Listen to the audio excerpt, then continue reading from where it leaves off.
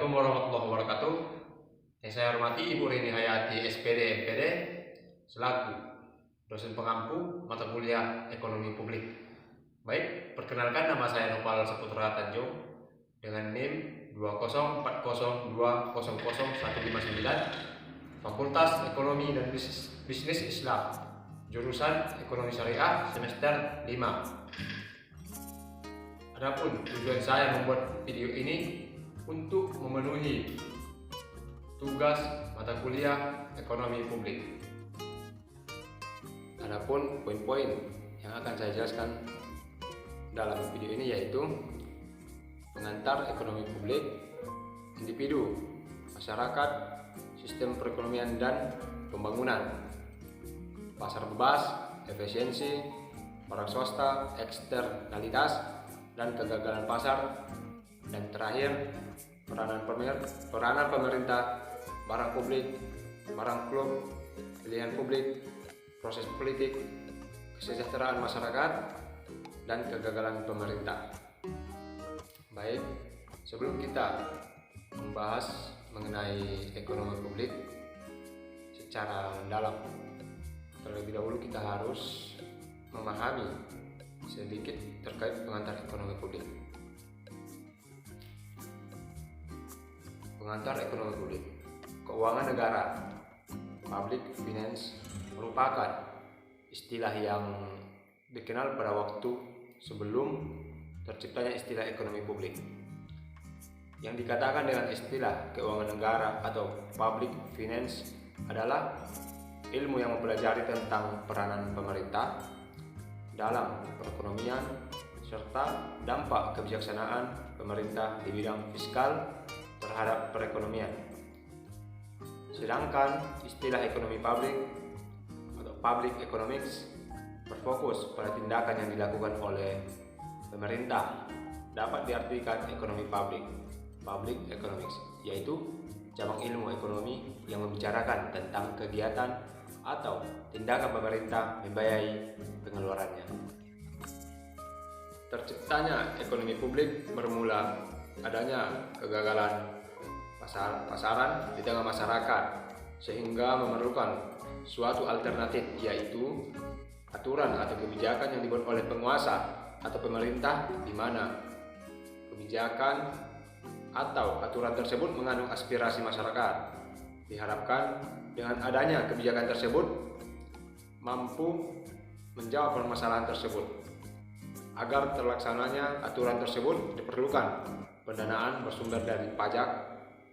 Dengan hasil dana diperoleh, maka pemerintah wajib memberikan pelayanan publik kepada masyarakat seperti hal dalam pemberian subsidi bila diperlukan, sebagai wadah dalam mengatur pasar, dan juga sebagai produsen menghasilkan barang yang tidak dapat diproduksi oleh pihak swasta.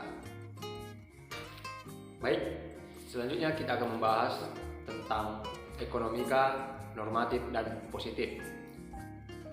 Yang mana ilmu ekonomi sebagai ilmu pengetahuan harus dapat membedakan pandangan tentang apa yang sedang, telah, dan akan terjadi dengan apa yang kenyataan mewujudkan atau seharusnya, atau dikenal dengan pernyataan positif dan normatif. Sebagai contoh pernyataan normatif, misalnya karena pengangguran lebih berbahaya daripada inflasi, maka defisit anggaran merupakan kebijaksanaan yang lebih baik. Pernyataan-pernyataan yang dijumpai dalam ekonomi publik, pernyataan positif sering juga dikenal sebagai what is, let's say. Sedang pernyataan normatif dikenal sebagai what of, let's say. Baik, selanjutnya kita akan membahas pembahasan kedua tentang individu, masyarakat, sistem perekonomian, dan pembangunan. Adapun pengantar, yaitu manusia merupakan makhluk individu yang ingin bebas merdeka. Namun manusia tidak lepas dari interaksi dengan individu yang lain. Sebagai makhluk individu, manusia menginginkan kebebasan sepenuhnya, mandiri, dan tidak ada campur tangan dari pihak lain. Individu memiliki sumber daya dan bebas menentukan apa yang dia inginkan dengan sumber daya yang dia miliki. Yang dikatakan sumber daya yaitu alam, tenaga manusia, modal teknologi dan informasi yang dimiliki setiap individu, kemudian diperjualkan di pasar yang dibeli oleh individu yang lain, yaitu produsen memiliki kebebasan untuk memproduksi barang dan jasa sesuai dengan kebutuhan individu lainnya. Individu yang memiliki sumber daya disebut dengan konsumen. Konsumen yang memperoleh penghasilan berupa harga dari sumber daya akan membelanjakan penghasilannya dalam bentuk barang dan jasa yang dihasilkan oleh produsen. Dan kegiatan ini berlangsung secara terus-menerus dan sampai akhir akan muncul suatu fenomena, yaitu kegagalan pasar atau market failure. Selanjutnya kita membahas tentang sistem perekonomian. Sebagai makhluk sosial menginginkan terciptanya suatu keadaan yang tentram dan damai. Untuk tercapainya tujuan tersebut, mereka mengangkat seorang pimpinan untuk menggerakkan atau mengatur kehidupan mereka agar terwujudnya kehidupan yang harmonis. Dengan terbentuknya suatu sistem pemerintahan, muncullah sistem perekonomian dapat diklasifikasikan, yaitu pertama, sistem ekonomi berdasarkan mekanisme koordinasi atau coordination mechanism. Terbagi 3 macam. Pertama, ekonomi tradisional, kedua, ekonomi pasar, ketiga, ekonomi komando. Yang kedua, sistem ekonomi kepemilikan terbagi 3 macam. Pertama, aset produktif yang dimiliki oleh pihak swasta atau disebut dengan kapitalisme. Kedua, aset publik yang dimiliki oleh pihak negara atau disebut dengan komunisme. Yang ketiga, aset produktif dan publik yang dimiliki oleh pihak swasta dan pemerintah atau disebut dengan campuran. A. Kapitalisme. Sistem ekonomi kapitalisme didasari oleh mekanisme pasar dan ekonomi sosial, dan biasanya kapitalisme selalu berfokus pada desentralisasi. Yang dikatakan kapitalisme adalah sistem ekonomi di mana aset produktif dimiliki swasta dan produksinya untuk dijual dengan tujuan untuk memperoleh keuntungan atau laba. Kapitalisme berawal dari merkantilisme, yaitu bahwa negara berhak dan berkewajiban mengatur dan melindungi dunia usaha atau dagang swasta dengan prinsip kebebasan. Dengan adanya kebebasan menimbulkan kelas atau gap di lingkungan masyarakat, sehingga terbentuk sistem radikal yang membentuk gerakan politik melawan orde kapitalisme. Adapun unsur-unsur atau ciri-ciri dari sistem ekonomi kapitalisme, yaitu pertama, miliki kepemilikan dan manajemen swasta menonjol. Kedua, tujuan yang digariskan adalah mencari laba. Ketiga, perilaku rumah tangga didasarkan pada kebebasan memilih. Keempat, persaingan sempurna diupayakan untuk diikuti oleh para pelaku ekonomi. Kelima, harga-harga ditentukan oleh permintaan dan penawaran di pasar dan menjadi pedoman pengalokasian sumber daya.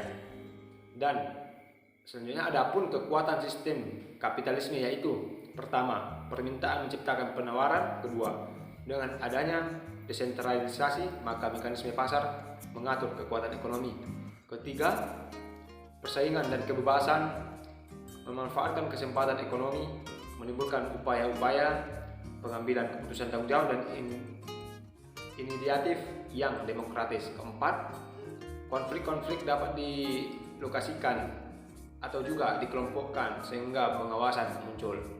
Next, B. Sosialisme demokrat. Aliran sosial demokrat atau demokrasi sosial yang timbul di Eropa Barat bersifat moderat, reformis, revisionis. Mereka menyebutkan bahwa sistem kapitalisme tidak akan jatuh atau kolaps dan buruh tidak akan menjadi miskin. Dan sebaliknya, jika kelas buruh makin berperan dalam menciptakan kehidupan politik yang tertib dan teratur, dapat mendudukan wakil-wakilnya di parlemen. Dengan berlandaskan etika, mereka melihat adanya ketimpangan yang terjadi dan berusaha memecahkan persoalan yang dihadapi dengan program real yang berkaitan dengan kesejahteraan masyarakat. Pertama, kebebasan politik dan demokrasi penting. Kedua, keamanan individu dijamin. Ketiga, kesenjangan dikurangi. C. Sistem ekonomi Indonesia atau sistem ekonomi Pancasila. Kemana? Sistem ekonomi Pancasila bersumber dari pasal 33 Undang-Undang Dasar 1945 yang diuraikan oleh Bung Hatta, di mana sistem ekonomi Indonesia adalah sistem koperasi. Mubiarto menyatakan bahwa sistem ekonomi Pancasila adalah: pertama, sistem ekonomi yang berorientasi manusia. Kedua, perjuangan melekatkan landasan ekonomi kekeluargaan dan koperasi. Ketiga, penguasaan oleh negara yang tidak menjurus ke etatisme. Keempat, pengembangan sektor swasta secara terkendali. Baik, dan selanjutnya kita membahas tentang pembangunan. Yang mana dimaksud dengan pembangunan dalam materi ini yang berkaitan dengan meningkatnya produksi produk nasional bruto atau PNB per kapita, yang mana pertumbuhannya hanya bertalian dengan penghasilan real atau real income sekarang dan alat atau sarana atau means, serta hal-hal yang sifatnya fisik. Teori pembangunan berawal dari ekonomi klasik seperti Sporadis, Malthus, Mill, Smith, dan Ricardo. Mereka adalah pencetus dari ekonomi klasik. Setelah itu muncullah teori Karl Marx tentang teori neoklasik. Kemudian Schumpeter tentang kelembagaan, Harold Kaldor Solo tentang teori Keynesian berkaitan dengan hasil tambah semakin menurun dan mengakibatkan situasi stagnasi, dan ini disebut ekonomi dismal science. Teori Malthus terkenal dengan teori kependudukan, menyebutkan bahwa hasil pertanian meningkat hanya berdasarkan deret hitung, sedangkan penduduk naik dengan deret ukur, sehingga kenaikan penduduk 2 kali lipat akan menghabiskan suplai makan. Kemudian Mill mengungkapkan bahwa adanya kelangkaan sehingga produksi akan terhambat. Akan tetapi dengan adanya proses politik, maka individu dapat menentukan hasilnya melalui pengawasan distribusi. Selain itu juga menurut Mill bahwa masyarakat dapat membatasi diri secara sukarela dan mengatur kenaikan penduduk, terutama hal ini dilakukan oleh pemerintah. Baik, selanjutnya kita membahas pembahasan ketiga, yaitu pasar bebas, efisiensi, barang swasta, eksternal, dan kegagalan pasar. Baik, adapun pengantarnya, kata pengantarnya yaitu pasar adalah tempat bertemunya individu yang meminta faktor maupun barang dan jasa, serta individu yang menawarkan faktor maupun barang dan jasa. Di situ terjadilah harga pasar. Pasar bebas atau dikenal dengan pasar persaingan sempurna itu muncul dengan berbagai persyaratan dan efisiensi terjadi bila berbagai kondisi dipenuhi. Di dalam pasar bebas atau pasar persaingan sempurna, barang swasta diproduksikan dan menghasilkan keuntungan maksimum dengan persyaratan tertentu. Namun, berbagai hal dapat mengganggu pasar dan dikenal sebagai eksternalitas negatif yang menimbulkan kegagalan pasar. Baik, selanjutnya tentang pasar bebas dan efisiensi. Adam Smith di dalam bukunya The World of National tahun 1996 menyatakan adanya tangan yang tak kelihatan atau invisible hand yang mengarahkan individu mendapatkan sesuatu yang terbaik baginya, dan campur tangan pemerintah akan menimbulkan masalah. Bermula dari temuan tersebut, Adam Smith menggariskan penting perlunya ekonomi pasar yang memiliki karakteristik persaingan sempurna sebagai berikut. Yang pertama, sumber daya yang produktif dimiliki secara privat. Kedua, semua transaksi yang di dalam pasar dilakukan oleh banyak sekali penjual dan pembeli yang saling bersaing. Ketiga, semua informasi yang penting dan perlu tersedia bagi semua penjual dan pembeli pada waktu yang bersamaan. Dan terakhir, semua sumber daya sifatnya mobil dan bebas dimanfaatkan untuk apapun. Pembeli memaksimumkan puasanya dengan dana yang dimilikinya, dan penjual juga ingin memaksimumkan labanya dari produksi barang dan jasa yang disediakannya. Baik, selanjutnya membahas tentang barang swasta, eksternalitas dan efisiensi. Barang swasta adalah barang yang setelah produsen memperoleh kompensasi bagi biaya produksi, memberikan manfaat hanya pada mereka yang mendapatkannya dan tidak bagi orang lain. Barang swasta murni dikonsumsikan secara bersaing dan dimanfaatkannya dikecualikan dari mereka yang memilih untuk tidak membelinya dengan harga pasar. Harga barang swasta ditentukan di pasar dengan adanya permintaan dan penawaran terhadapnya, dan dalam hal ini tidak ada eksternalitas. Eksternalitas adalah biaya atau manfaat transaksi pasar yang tercermin dalam harga. Apabila ada eksternalitas, maka ada pihak ketiga yang terkena dampak produksi dan konsumsi. Manfaat atau biaya pihak ketiga tidak diperhatikan oleh baik pembeli maupun penjual. Barang yang diproduksi atau pemanfaatannya menimbulkan eksternalitas.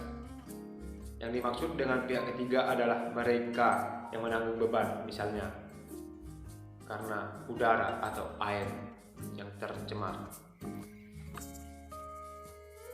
Baik, yang mana harga pasar tidak secara tepat mencerminkan manfaat atau biaya sosial marginal barang yang diperdagangkan bila ada eksternalitas, terutama eksternalitas negatif atau biaya. Eksternalitas adalah biaya pihak ketiga, bukan pembeli ataupun penjual barang, dan tidak tercerminkan pada harga pasar. Sedangkan manfaat pihak ketiga disebut eksternalitas positif, yang juga tidak tercermin dalam harga. Misalnya alat pencegah kebakaran yang dibeli seseorang tidak dimaksudkan untuk ketiga, tetapi pihak ketiga mungkin dapat memperoleh manfaat karena api tak merambah kemana-mana. Selanjutnya, apabila eksternalitas negatif muncul, maka harga barang dan jasa tidak mencerminkan biaya sosial margin sumber daya yang dialokasikan untuk memproduksi barang dan jasa tersebut. Misalnya produksi kertas, setiap satuan hasil menjadi beban bagi pihak ketiga selain pembeli atau penjual barang dan jasa.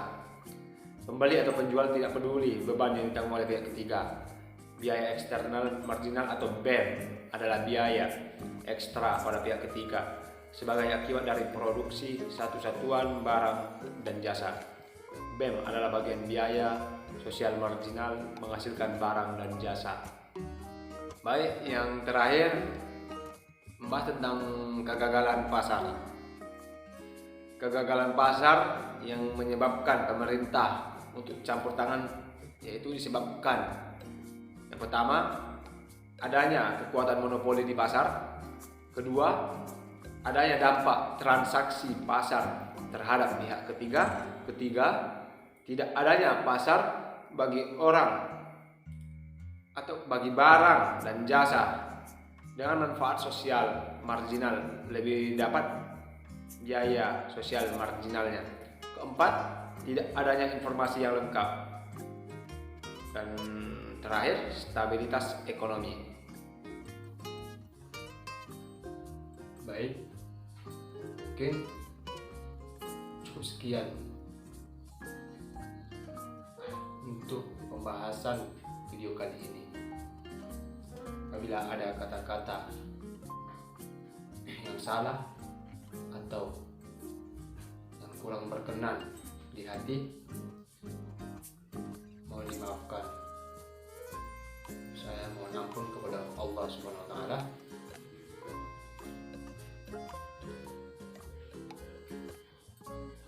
Siang-siang pergi ke kota, jangan lupa beli alpukat. Demikian presentasi kita. Semoga bisa bermanfaat. Saya Nopal Saputra Tanjung dengan NIM 20402000159, Fakultas Ekonomi dan Bisnis Islam, jurusan Ekonomi Syariah, semester 5. Pamit undur diri. Akhirul kalam. Assalamualaikum warahmatullahi wabarakatuh.